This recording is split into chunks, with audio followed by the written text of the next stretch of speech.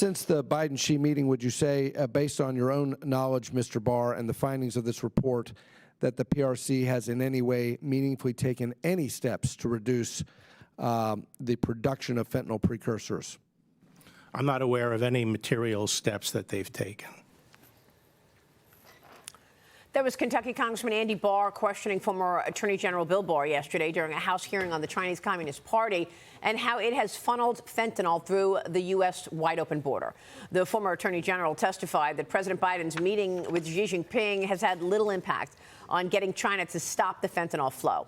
The Select Committee on China releasing a report accusing Beijing of manufacturing and exporting the materials used to make fentanyl and other synthetic drugs. The lawmakers charge the communist government is giving grants to companies involved in drug trafficking and offering tax rebates to fentanyl producers and exporters as long as they do not sell the product in China.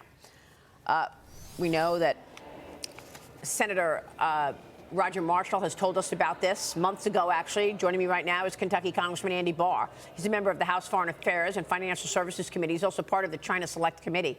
Congressman, what more can you tell us? The CCP working with the drug cartels, Roger Marshall said that the drug cartels are actually the secondary partner. It's actually the CCP leading this to ensure that these drugs get into America. Yes, Maria, our investigation in the Select Committee on the Strategic Competition of China has uncovered a coordinated effort by the Chinese Communist Party to literally poison and murder over 100,000 Americans every single year. Kentucky, my home state, is the fourth highest overdose mortality rate state in the country, and so this is very personal to me. Fentanyl is responsible for over 70% of those fentanyl deaths. And what our investigation found is that 97% of all of the fentanyl precursors are manufactured and distributed from the People's Republic of China, exploiting our open southern border, coordinating with the cartels to flood our country with this deadly fentanyl. Only a tiny little bit of this fentanyl is very, very deadly, and it is the leading cause of death in the United States for Americans between 18 and 45. What we found is that not only does the Chinese Communist Party directly subsidize the manufacture and distribution and export of these precursors, but they refuse to prosecute any of these companies. They have ownership interest in these companies.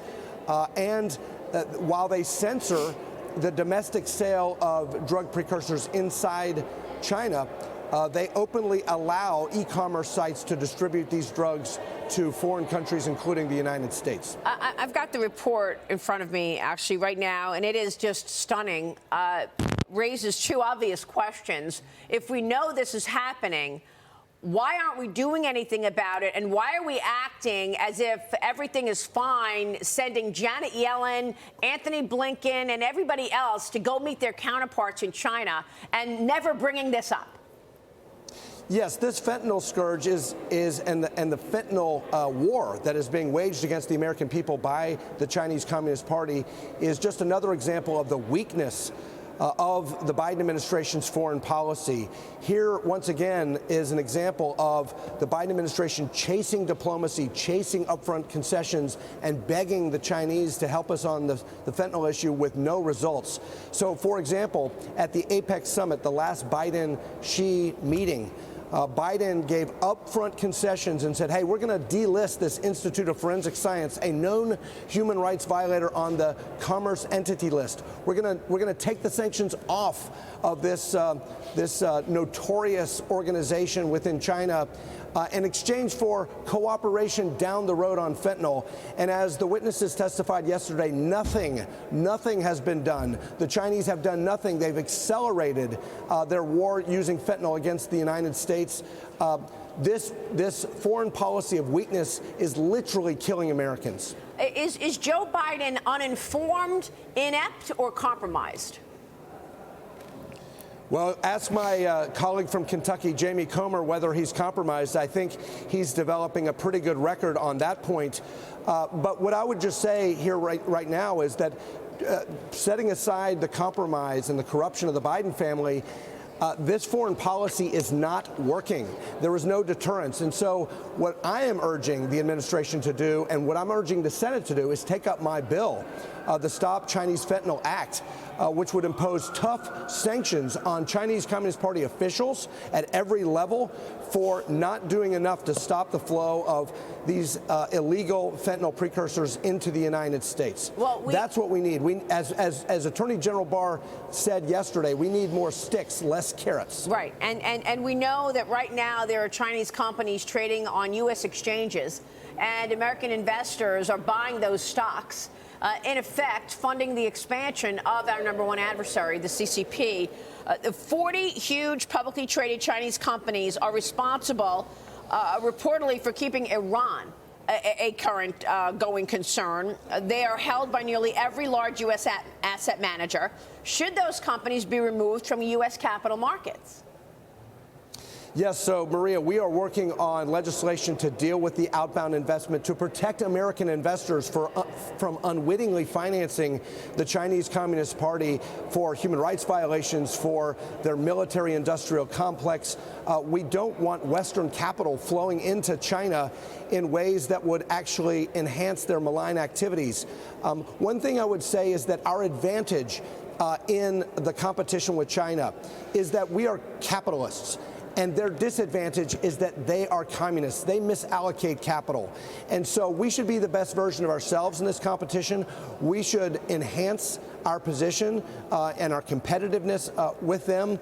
But certainly we need to create a green light, red light system that gives investors certainty and clarity about investments that are flowing into China that do compromise our national security. Right. I'm just trying to understand why we have such vulnerability when it comes to national security.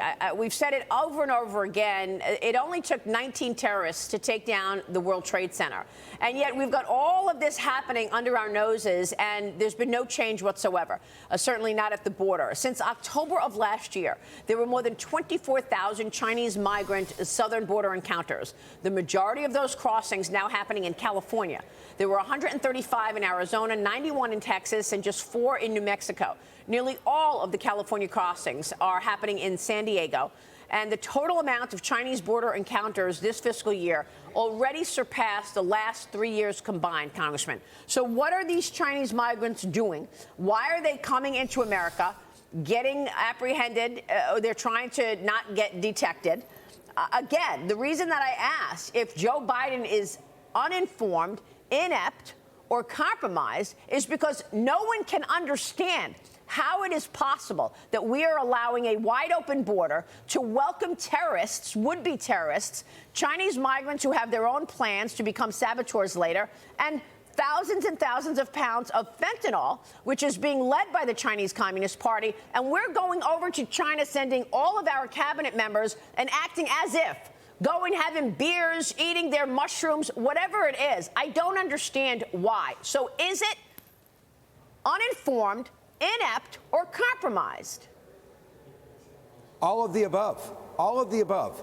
This is why the American people have zero confidence in this administration. It is total incompetence. Perhaps it's the fact that they're compromised. But here's the bottom line. These Chinese nationals are, in fact, the largest group of illegal migrants crossing our southern border. There are more illegal Chinese nationals crossing our southern border in this fiscal year alone than the entire amount of Chinese nationals coming into our country from 2007 to 2020 combined.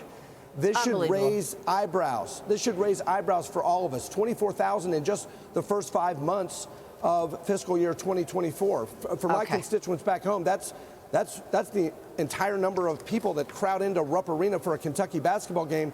Those are all Chinese nationals, military-age people coming into our country because we have no control over our southern border. It's outrageous. So, Congressman, it is outrageous, and we all know it's outrageous. You're an elected official. What are you going to do about it? Kentucky Congressman Thomas Massie is now joining Marjorie Taylor Greene, we believe. He's threatening to force a vote to oust House Speaker Mike Johnson over his foreign aid plan. Massie and Marjorie Taylor Greene both calling for Johnson to resign because, again, you're talking about money to Ukraine, to Israel, to Taiwan. with no new security at the border. Why not? Well, if you are a conservative, if you support Donald Trump for president, if you want to secure our southern border, the last thing you want to do, the most counterproductive thing you can do, the dumbest thing you could do is vacate the Speaker's office 6 months before the most consequential election in American history. Our Speaker is doing a great job, and he is the toughest border hawk in our entire conference. Speaker Johnson, under his leadership, is the one who brought H.R. 2. He is fighting for H.R. 2. He's the one who brought the impeachment against Mayorkas and successfully delivered it to the Senate, which is doing nothing. Speaker Johnson understands that we only control 1/3 of the government. But in order to deal with a very thin majority, when we don't have any help from the White House, we don't have any help from the Senate, you have to be tactical, you have to be smart, and we have to grow our majority. So this idea that somehow if we just vacate the speakership, we're going to secure the border, that is absurd. That is absurd. So I hope my colleagues who actually want to do something, who actually want to achieve border security, don't do this. Congressman, real quick before you go, we're about 6.5 months away from the election. Should we just pray that in the next 6 months nothing happens until Donald Trump can take this up? Well, look, we are very fortunate that we have very patriotic and effective Customs and Border Protection agents. Despite this administration, we have terrific law enforcement all across this country, and they're doing the best that they can under the circumstances. But the American people need to understand that our country is more vulnerable than ever before, and that is on Joe Biden. If you want to secure our country, if you want to make our country safe, we need new leadership in the White House. Congressman, we'll be watching your work. Thank you, sir.